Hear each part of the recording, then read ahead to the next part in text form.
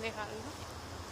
En fait, ce qui est intéressant lorsqu'on vient à la campagne, c'est que ça permet de se connecter un peu avec la nature, de se connecter avec la réalité des agriculteurs qui font pousser nos aliments, puis aussi de pouvoir développer une sensibilité qui permet d'être plus respectueux face à la nourriture et face aux exigences que cela comporte de faire pousser de la nourriture. Donc, pour moi, c'est vraiment important dans la démarche locavore, compte tenu que la démarche en tant que telle repose beaucoup sur une éthique de respect du travail, donc de permettre aux gens de se nourrir raisonnablement. Donc pour moi, ça fait partie un peu du développement de cette sensibilité-là, de venir à la campagne.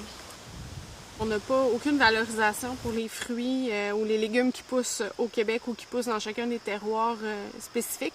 On y va plus des légumes et des fruits qui sont standards à tout le marché mondial. Donc, si on prend par exemple le guide alimentaire canadien, jamais ils vont nous parler de cassis, d'aronia, d'argousier, qui est 40 fois plus riche en vitamine C que l'orange.